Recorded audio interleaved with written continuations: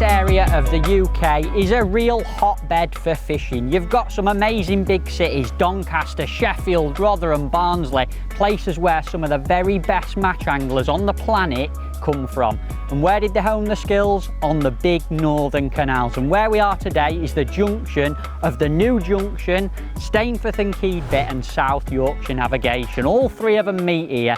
The chances are today we'll catch a fish that's lived in all three of them canals. And I'm going to be showing you a four-pronged attack to get the most from these fantastic venues.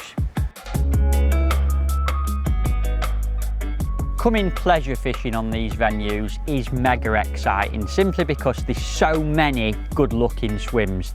The perfect swim for me is one that offers a lot of versatility, so different depths to target different species of fishing. So closer in, maybe 5 to 10 metres out, I'd be looking for a depth of 7, 8 or 9 foot, and that's where I'll be catching smaller fish, roach, some little skimmers, perch, gudgeon, your typical canal species. But then further out, I'd be looking for that depth to creep off into more than 10 foot of water, and that's where bigger species like your bream, bigger skimmers feel very comfortable. So now you've got two options, a close line for small fish and a longer line for bigger ones. But these canals are so big, you have water past that as well. And for me, that's where lines 3 and 4 come into play. A feeder for skimmers and bream right out in the canal where no one else will normally fish, and also a line across to some cover. You might have brambles, bushes on the far bank that hold things like chub, big perch, eels. I love fishing them. A bomb, a lobworm, if that goes round, it's getting exciting. Plumbing up properly and accurately is vital, because you need to be fishing just on the bottom, no matter whether it's your short pole or long pole. Ideally, I like to plumb up so the body of my float is just sticking out of the water, which will mean my hook bait's about 1 inch on the bottom. You can then ship in, hook your rig up on the bottom of your pole and put a little mark with Tipp-Ex where the tip of your float is. Once you've got the depth, if you want to go further on the bottom, you simply move the float up a bit, and if you want to try off the bottom, you can move it down. But that Tipp-Ex mark is an all-important reference point you can always go back to. Ground bait's the thing that everyone asks about, and a lot of people assume that there's secret recipes, and that is not the case at all. However, on these venues you need a couple of different mixers for different swims to achieve different things.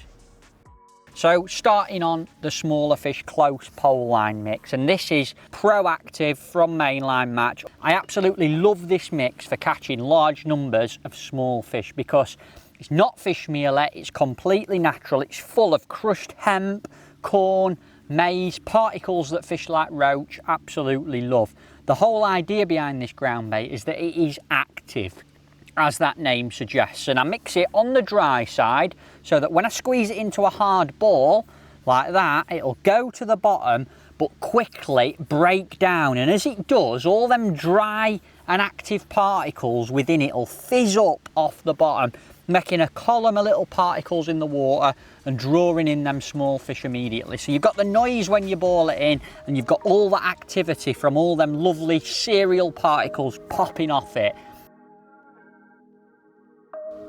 What I'm looking to achieve from my second mix is completely different. This is for targeting fish like skimmers, bream and bigger fish. And when you've got an active bait and loads of little fish whizzing about, the bigger fish don't like to settle in that area. So for this mix, I've gone for a 50-50 ratio of Mainline Match Sweet Marine, a sweet fish mealy ground bait, and the other 50% is simply black damp lean. Now the reason for the lean is that it makes the mix very inert and it reduces the food content of it. So fish can't actually eat lean because it's like a fine clay, but skimmers love sifting through it because on the bottom of a canal or a lake you often get a layer of silt, so they're used to feeding on that silty soft clay material, and putting some of that in your mix creates a fish mealy smelling ground bait with the substance that fish are used to feeding on. To get a 50-50 mix, I simply put the same amount of ground bait and lean in 2 separate bowls, mix them both together until you've got a medium sort of consistency. Ideally you want to be able to make a ball but then break it down back into its fine original powder like so. The very start of the session is by far the most important part of your day because you're teeing up your swims for the next 5 hours or more, and how you do that dictates what you catch. So the first line that I'm going to actually feed at the very start of the session is this shorter 10-metre line with pinkies, where I'm hoping to get a quick start at the very beginning of the session. So I'm going to throw in 5 decent sized balls of ground bait. I've got some pinkies in there, a little bit of hemp, and then I'm not the best at throwing it, so I always like to pot a few as well, just to make sure I'm fishing accurately over some bait.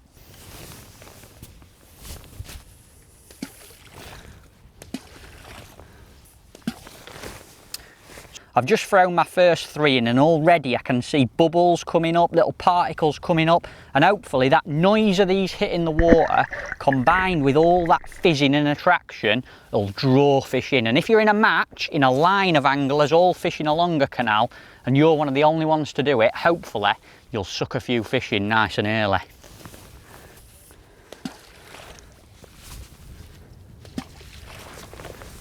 My final 3 balls I'm going to pot in right on the spot, nice and accurately.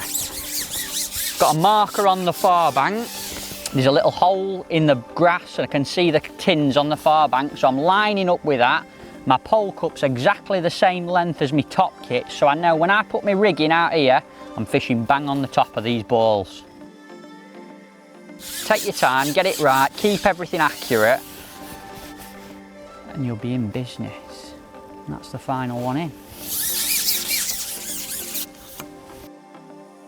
Now the next swim that I'm going to look to feed at the start is my longer pole line. It's at about 14 metres today, and I'm going to feed that very differently. I'm going to quietly cup in 3 balls, not as much bait, and the reason for that is because I expect the fish to already live there, so I've not got to put as much bait in to attract them in the first place. And when there's 1 or 2 big fish coming in the swim, I don't want loads of bait on the bottom. I just want a little area with not too many particles, so when 1 big fish does come in, it's more likely to pick up my hook bait. So nice and accurate, squeezing these balls pretty hard because it's about 11 foot deep out there.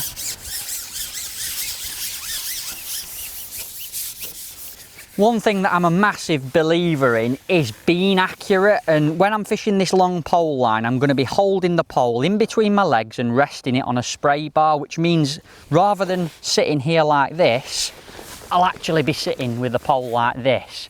And to be 100% accurate, I'm actually going to pop the balls of ground bait in with the pole in the exact same position that I'll be fishing. I often see people feed balls of ground bait sat like this and then fish another foot further out with the pole in front of them. So if you want to be 100% accurate, if 1 big fish is coming in your swim, you want your hook bait right on top of these, make sure you feed it in the right spot.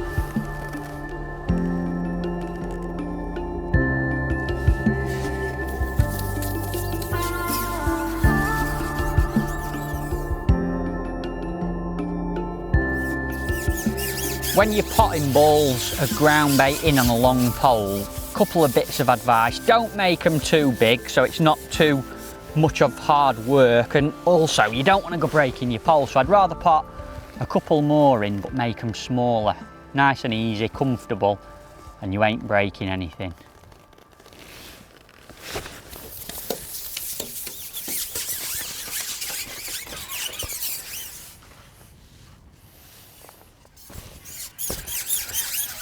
And if you do struggle with potting balls in, keep your pole nice and low, slide it across your legs so you're not straining your back, your arms, all your legs are doing the work, and you can get them out there nice and easy.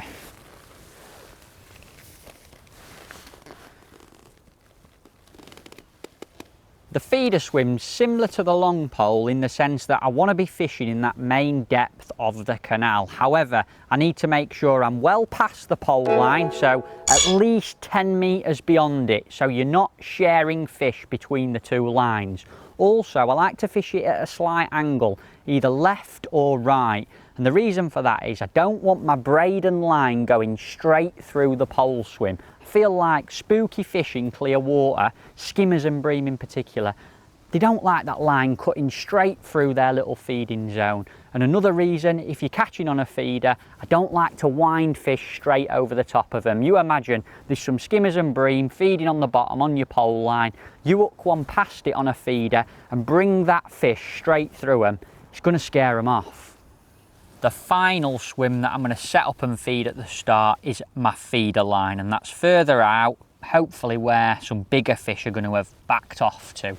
About 30 metres out from me, and I'm going to feed that at the start by putting 3 little 3-hole slimline feeders in of my fish meal and lean mix, but full of worms. So I've got a little rich area of worms, loads of smell out there at the start.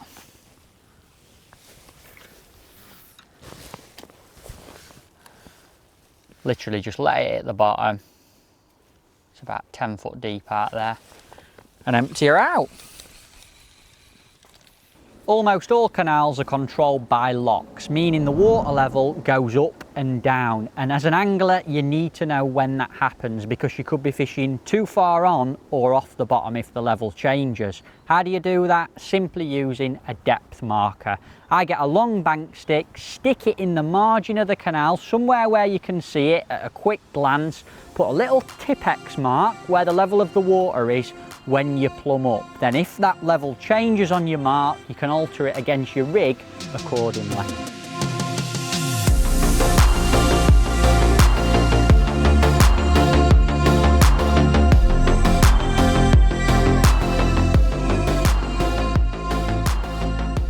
Go-to hook bait for me on line one's always a single pinky to start with. I want to know what's in my peg, guarantees you an early bite, and if you're fancying a bigger fish, you can always slip on a caster or a big maggot a little bit later on. There we are. First drop in, right on top of the bait, and that shows the beauty of throwing them initial balls of ground bait in. That were lucky. Little roach to start with, but obviously he's come to that noise, all that activity of throwing them balls in, and in a competition or a pleasure session, hopefully he can get off to a good start catching some fish on this line.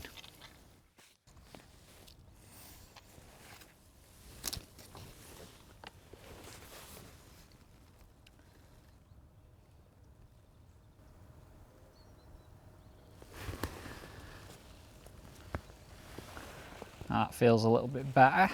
I'm going to say that's a chunky little perch with the way he dashed off then. When he got a light number 3 elastic in, so these early stages I just want to make everyone count, especially in a match. Oh no, it's a little pommy, a little skimmer. That's a good sign of things to come. Now these canals up here are full of these fish, little silver bream, pommies, skimmers, people call them all sorts, but they're lovely little fish. Nice to catch when you're pleasuring, and in a match, the chunky little things that weigh well.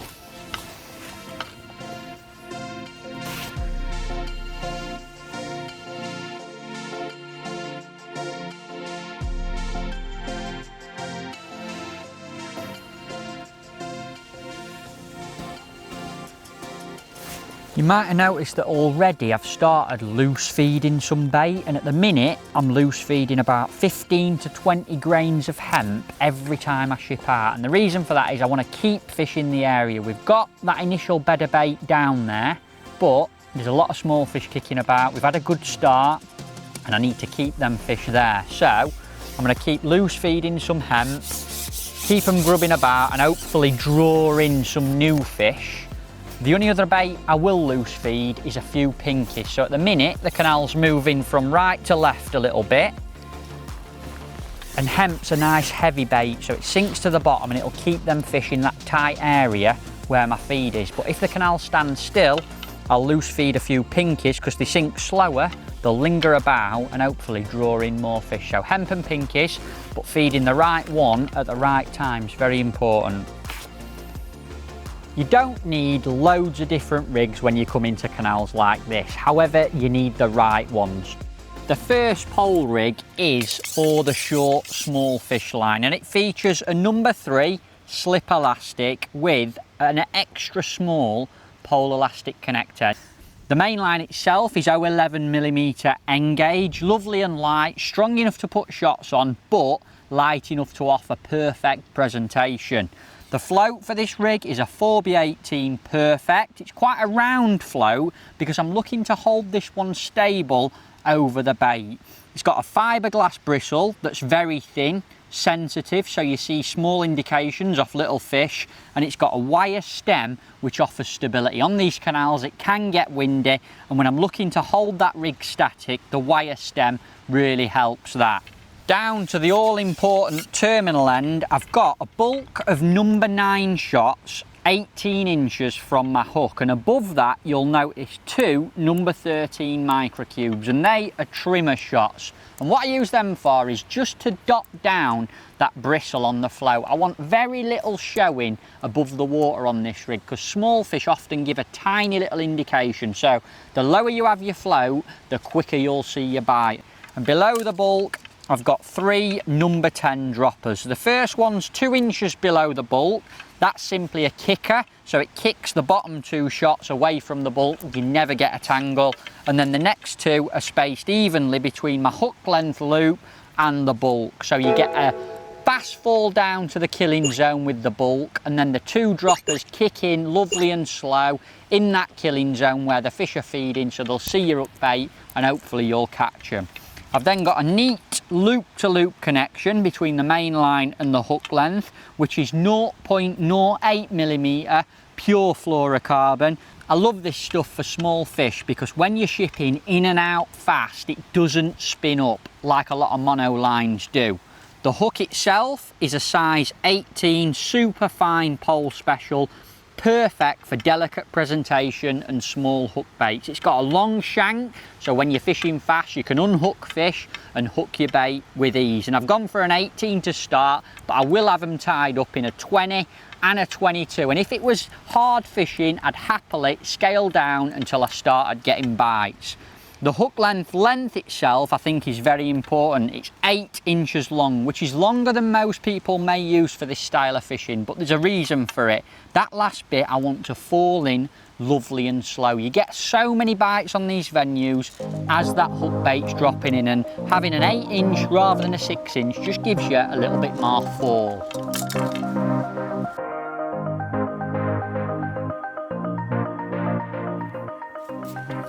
Gudgeon! Best canal fish in the world! Mr. Gonk.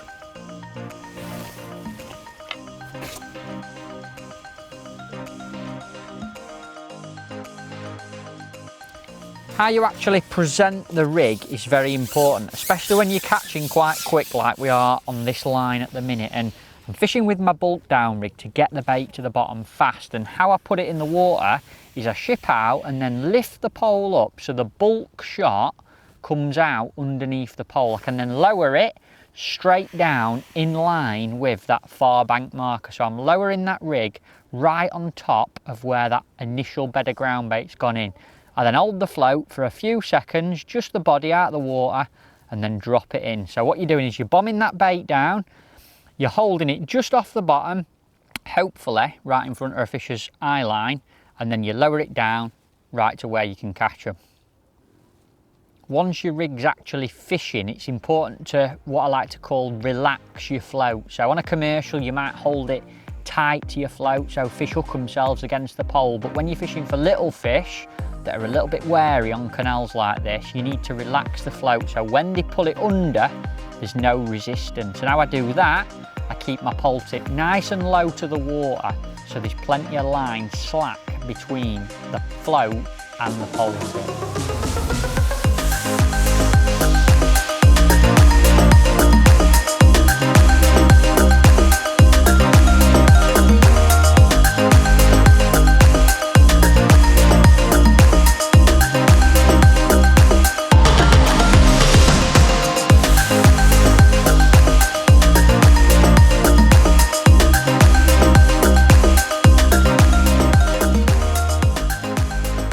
Well, we've enjoyed a really good start on this shorter line. Balling it in definitely brought an initial run of fish. We've been fishing probably 45 minutes now, caught £3, a little roach, a few little pommies, odd perch, but it's faded now.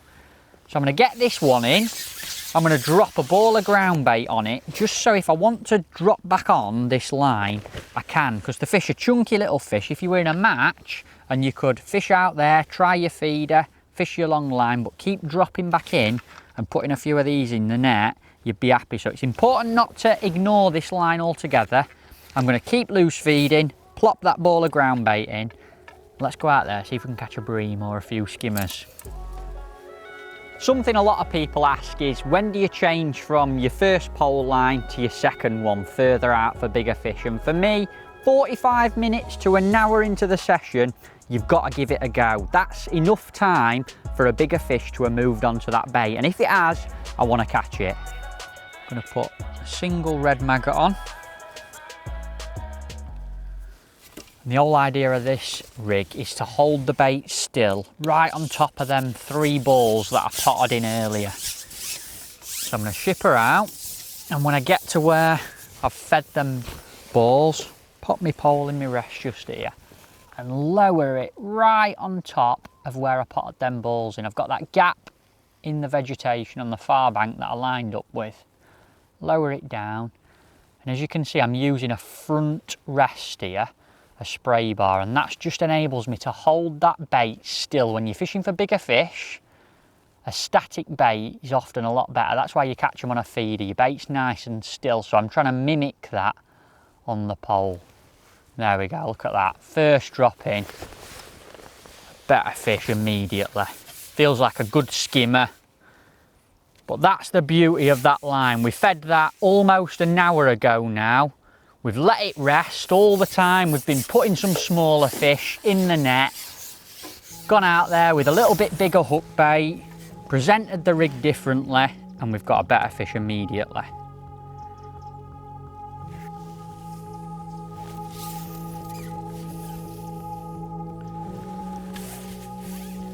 Lovely fish, look at that, big skimmer.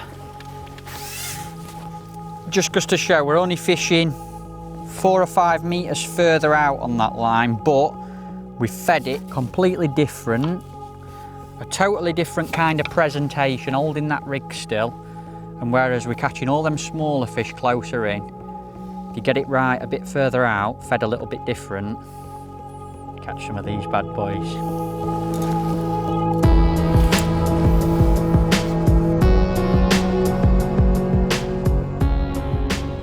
I'm targeting bigger fish on this line, so I've stepped up the elastic to a number 5 slip, and that's set quite pingy because it's 11 or 12 foot deep out there, and when I strike, I've got to pick all that line, float and olivette up and set the hook in the fish. So a soft elastic, number 5, but set quite pingy, so you can pick up that rig and set the hook. Again, an extra small pole elastic connector, and main line stepped up to an 0.13mm end gauge. Cut up bigger fish on it. It's a little bit heavier float, so everything's stepped up a notch. The float itself is a 1.5 gram perfect Gloucester. I love this pattern for holding bait still when I'm fishing for skimmers and bream. It's got a visible fiberglass bristle, quite thick but very sensitive, so I can see it when I'm fishing further out in the canal, 13 or 14.5 metres, no problem at all. And I'll leave a little bit more bristle showing on this rig, so you see any little indications or liners, and you can wait for a proper bite when it sails under. A wire stem, which is essential for stable presentation. I'm going to be holding this rig static on my spray bar to nail that bait right on top of the feed, and the wire stem helps me achieve that presentation perfectly. Everything about this bottom end of the rig is geared towards that stability factor. I've got an olivette with bulk shot either side of it, 2.5 foot from the hook. One thing I do like is quite a few shot below my olivette. So I've got 5 number 9s below it and 2 above it, and a tiny little 1 gram tungsten olivette. I love these for this kind of fishing because tungsten is so dense you can get away with a much smaller olivette. Whether or not fish see it, I don't know, but it's a lot more discreet on my rig. Below this, I've then got 6 number 9 droppers, which sounds a lot, but these are spread in a nice little taper. So they start off a couple of centimetres apart, the next one 4 or 5 centimetres apart, and get further apart as I go down towards my hook length loop. Now this is a shotting pattern that Will Raisin showed to me when we were on a World Champs a few years ago now, and I absolutely love it. And the whole idea of it is that you've got a line of lead below your olivette that holds that hook bait still on the bottom. We all know the feeder's a great way of catching skimmers and bream, and you can't get any more static presentation than that. So having a lot more lead down the line in this taper helps me achieve that when I'm fishing a pole. Again, the hook length on this rig is 8 inches long, and I'll have most of that laying on the bottom on this rig. I want to hold that hook bait still. Everything about it's geared towards static presentation. The hook length's actually a ready rig, one of our 8-inch pole special ones. I can't tie them any better than it myself, and I'm starting on a size 16 to 0.11mm end gauge. A nice balance. I can get a couple of red worms on there, piece of Dendrobina, double maggot, a sensible sized hook that's light enough for skimmers to suck in, but if I hook a big bream or bonus fish, I'm confident on this gear I can get it out.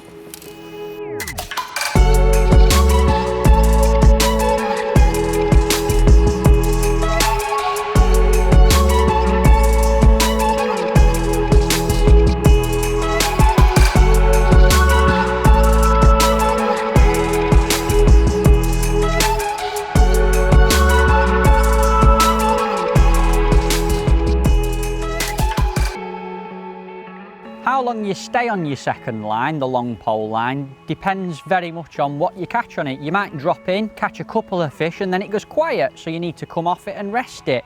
If you drop in and there's a lot of fish there, you could stay there for the rest of the day. It all depends what happens on the given day.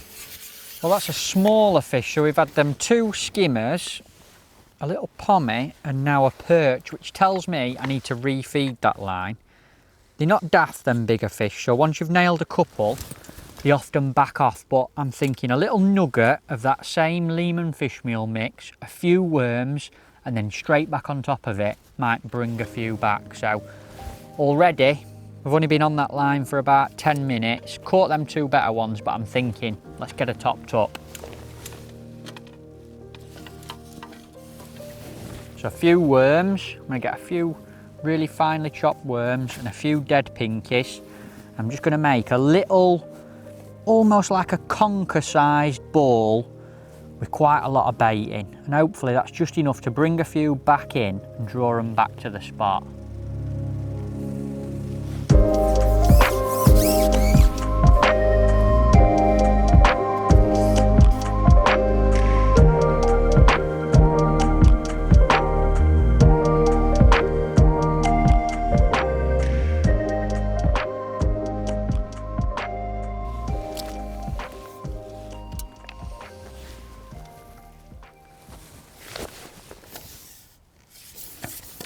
Little bit better fish straight away. I don't think it's a proper skimmer. It might be a nice silver bream or hybrid. But straight away, there he is. Straight away after feeding that ball, a little bit better fish.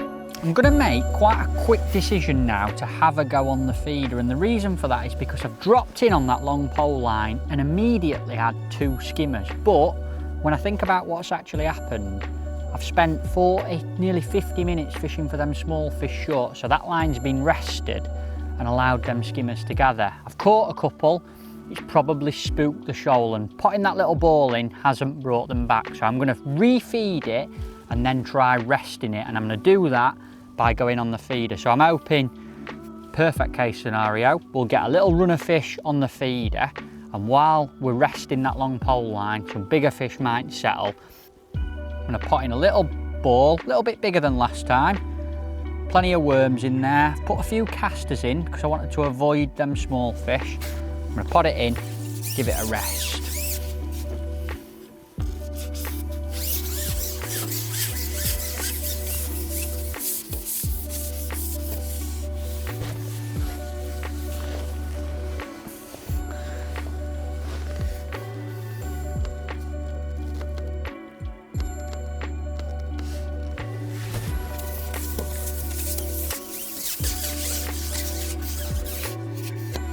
You can't expect to simply bag up every time you come to a canal, and often one line will really outshine all the others. For example, the long pole line and the feeder. The chances are there's not going to be loads of skimmers on your long pole and loads on a feeder as well, so quickly finding out which one of them two is going to be best is very important. Gotta catch me one.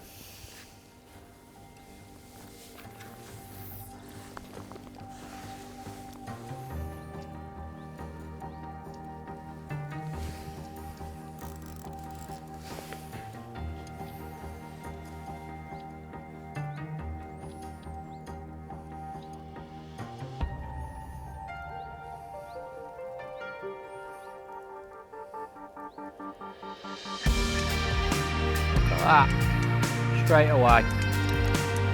And just like the pole line, we haven't been on this swim since we fed it at the start of the session, so it's saying to me today, like, these skimmers, they like a little rest, they like to be left alone.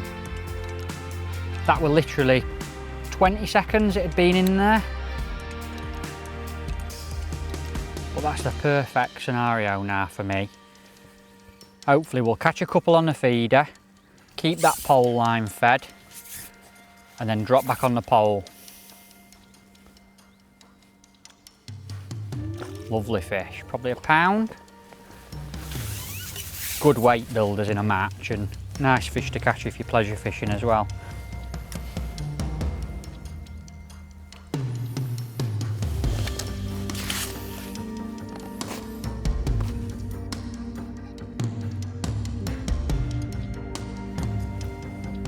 Wriggle like mad, these red worms, especially if you just give them a little nip on the end. Sure, that attracts them. Little blob of worms.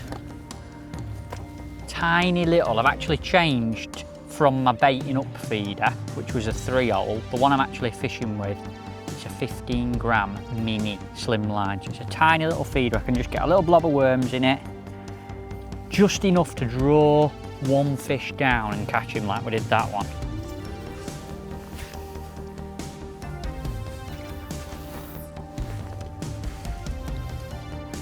One thing a lot of people struggle with on these big northern canals is the rod positioning. Because you're sat so high up, it can be tricky to get your tip nice and low to the water. But what I actually do is I'll lower my pole bump bar or spray bar nice and low, because that's a lot closer to me than a normal feeder rest would be. And then by having it on my lap, which is higher than any sort of backrest could be, you can still have your tip nice and low to the water so you can see them bites. All the time, not forgetting that short line where we first started, because the way these fish are feeding, little spells of catching one or two better ones, I might need that line later on to come back to rest these two swims. There we go. That's what we're after.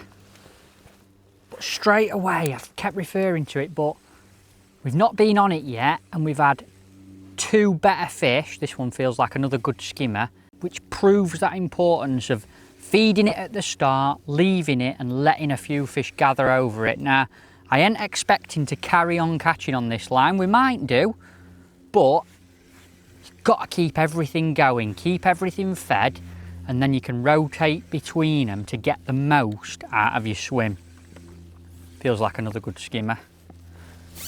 Yeah, nice one he is. Lovely job.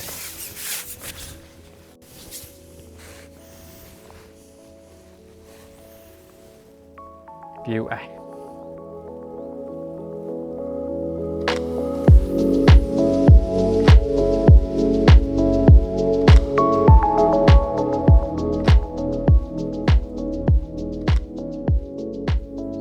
Another thing a lot of people would ask is how long would you leave the feeder in for while you're fishing? Now, I think this is quite busy fishing. The bites have come pretty fast, and the maximum I'd want to leave it on a venue like this where I'm looking to be busy and put a bit of bait in is 5 minutes. So if I went 5 minutes without one, I'd reel it in and cast again. And if you're catching quickly, I might even step that down to 4 or even 3 minutes. I just have a little watch on my side tray, and every time you cast out, take a little note of what time it is, and you can always time your casts then, and you're not going to waste time leaving it in too long.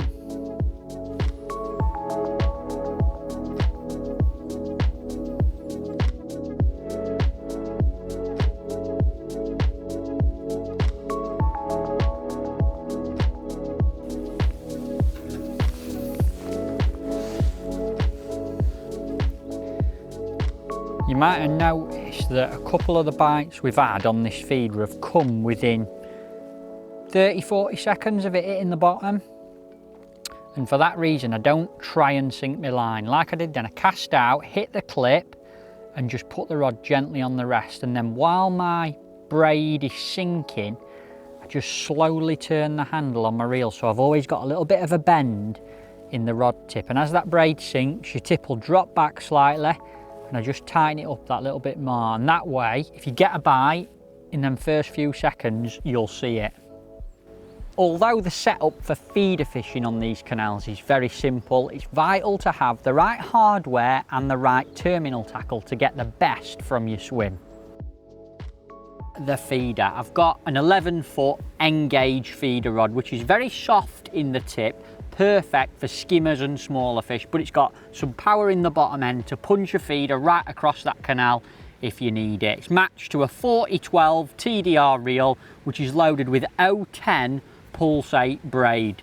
The reason for using braid on canals for skimmers is because the bites can be very delicate, and a lot of them come just as the feeder hits the bottom. As that hook bait's settling, little skimmers, even bream, grab your hook bait in clear water, and sometimes you want to see that indication very quickly, and braid helps with that. To that, I've got an 8-pound Shield shock leader. Personally, I don't like casting off braid direct, and I like a little bit of mono stretch if I am playing fish, and that's where the shock leader comes into play for me. And down to the terminal end of the rig, it's very simple. I don't want it to tangle, but there's a few key things. First up, I've got a small feeder link, and that provides some separation between the feeder and the main line. And the whole idea behind that is that it creates movement. So small fish can pick up the hook bait and pull against your tip without feeling the weight of your feeder. Skimmers are very delicate feeding fish. They've got soft mouths, and when they pick up that hook bait, if they feel any resistance too quick, you will miss bites, maybe not even see a bite. So that movement really helps with that. My feeder's obviously clipped on to the link that's got a quick change snap swivel, so I can change that depending on what I want to achieve. And then I've got a medium super tight line stop. That stops the link coming down any further. Below that, I've got a 4-inch twisted loop, which creates a boom underneath the feeder, and that stops my hook length tangling around the link or the feeder. The hook length itself is 013 N-gauge. It's 50 centimetres long to start with, but I will play around with that. If I'm getting bites on the drop, maybe try a longer one. If I'm getting indications and not catching fish, I'll shorten it up. But again, you've got to work that out on the given day. And the hook is a size 14 match special. Now, hook choice on the feeder, very important.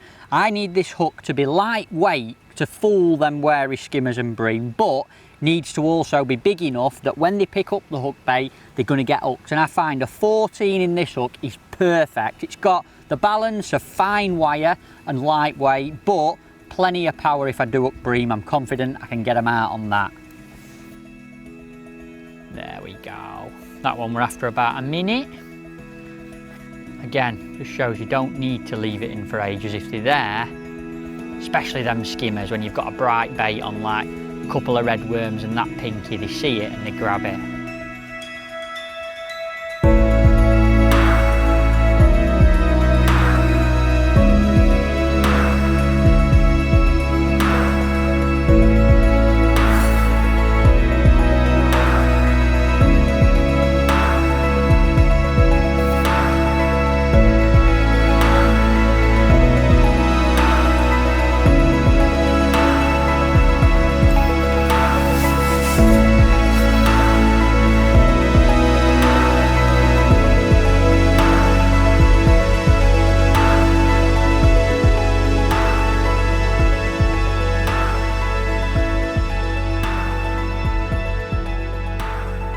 Very cautious. I've not been feeding that long pole line, so I'm going to pop my feeder rod down and just sneak a little nugget of our worms, few casters in that Lehmann fish meal back in on that long pole, because I don't know how long them skimmers are going to be feeding on the feeder, and I might need to drop back on this. So the important thing on any kind of canal is to keep all your lines fed. It'll only take me a minute or two to feed this, and then I can get back out on that feeder and hopefully carry on catching, because it's going quite well out there at the minute.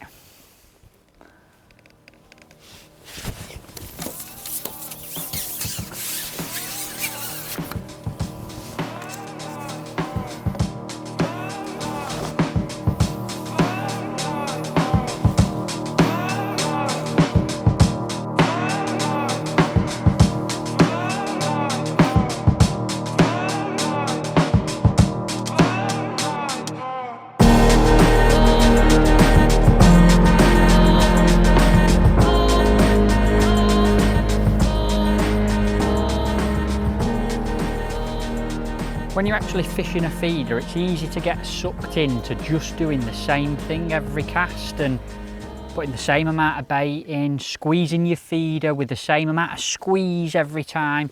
But actually varying that up is a great way of keeping fish coming. And I caught an initial run of skimmers, but then I've had a few small fish, but I felt they were still in the area. So I've had 4 or 5 casts now where I've really lightly nipped the ground bait into the feeder, and what that does is when the feeder goes in, it leaves a trail of ground bait. That lean clouds up, an odd particle of worm lingers in the water, and then fish that have backed off will come into that, go back down, and you can nail them. And straight away 4 or 5 casts with a bit softer feeder, then few small fish, and we're back into the skimmers. So if you're struggling, give it a little bit of a lighter squeeze.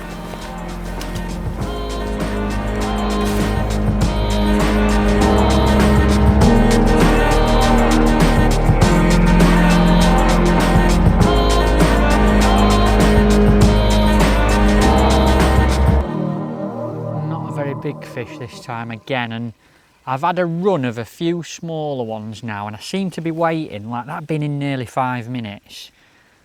I seem to be waiting quite a bit longer for bites. So while there is still an odd fish, nice little skimmers, while there's still an odd one of these out there, I'm going to come off it and rest it. So hopefully they'll regather in case I need to go on it later. But I've been feeding that pole line, so I'm going to put this down, give it a rest, and have a little look, see if these have arrived on the long pole.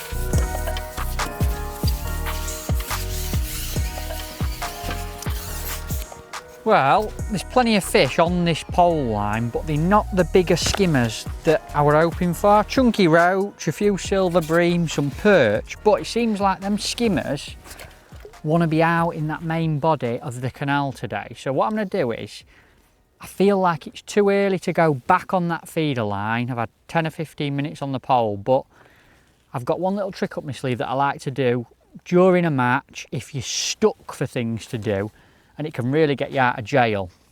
And if we get a bite on it, it's going to be exciting. So before I go back on the feeder, I'm going to have a little chuck on a bomb and a lobworm.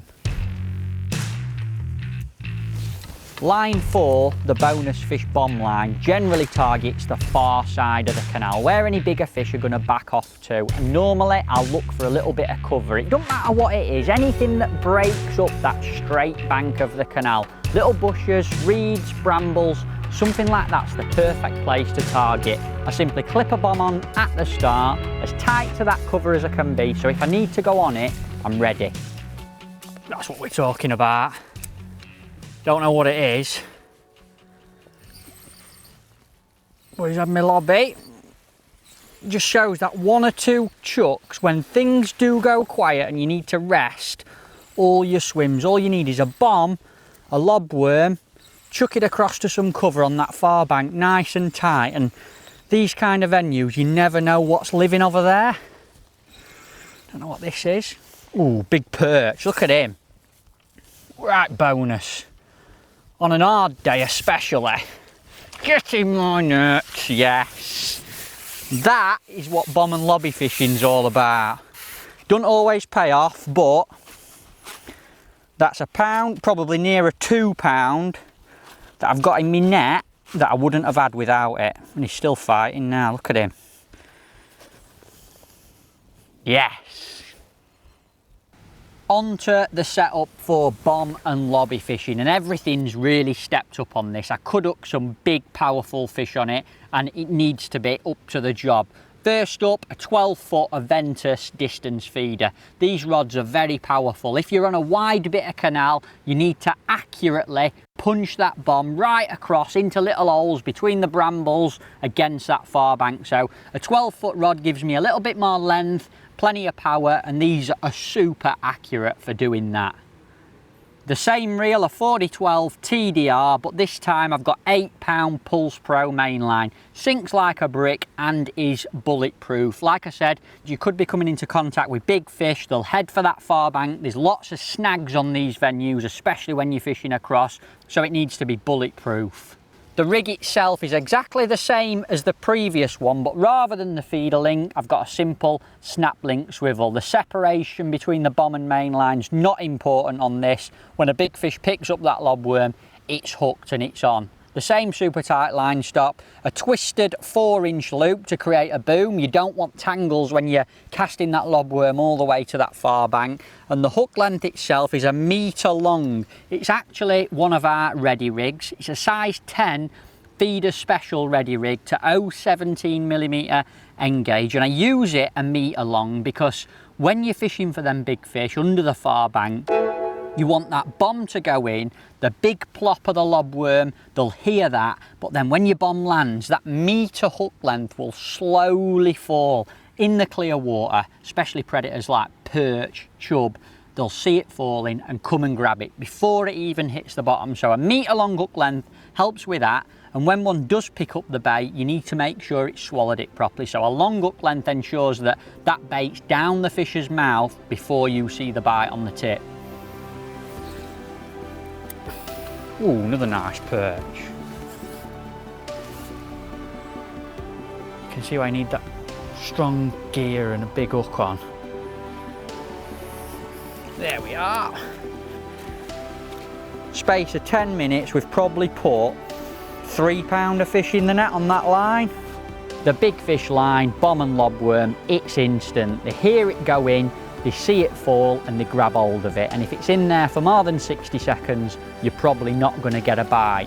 What I like to do is wind it back in, have 4 or 5 casts along the far bank in different spots, just in case there's one nestled in a little hole somewhere. And if you've not had one in that time, get off it and don't waste any more time on it.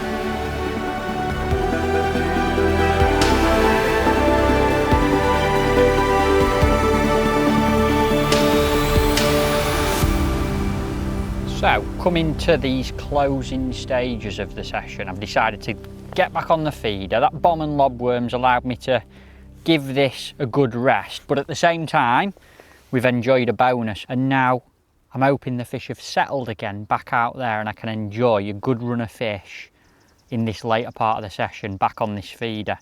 The reason I'm back on this and not the pole is simply because that long pole line didn't seem to have developed properly today. I don't know if it's disturbance from us guys on the bank, the fact it's been quite bright, but them fish have seemed a lot more comfortable, or the better fish, the skimmers, a lot more comfortable out in the canal on the feeder line.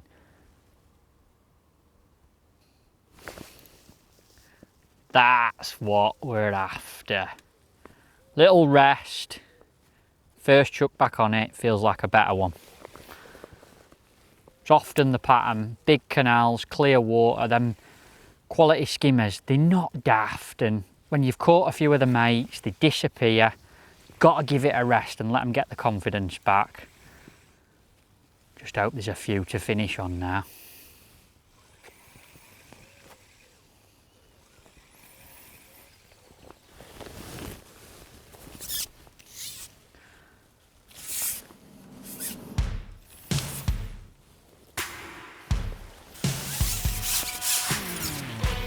Lovely fish, look at her. 2 red worms and a pinky hanging out the mouth. Cracking.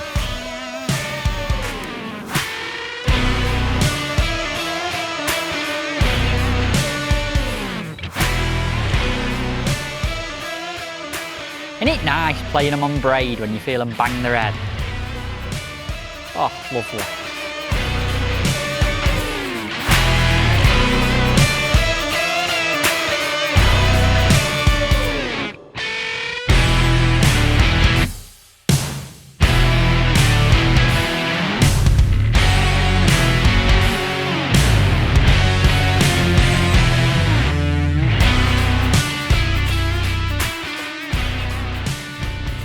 Last part of the day, it's normally the best on these kind of venues when that sun starts to dip a little bit.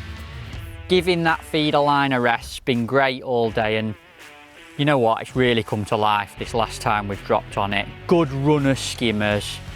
This feels like a better one to end on, to be fair. Let's have a look at her. What is she? Been in this canal a few years, these fish. Few battles with cormorants, few battles with pike. Now he's got a ginger on his hands. Yes! Well, what a day we've had. Probably, I'm gonna say we've got 30 pound in the keep net. A right mixed bag. We've caught on every single different line, and you know what, camera boys? I think you'll agree with me that that is the one that we're gonna end today on.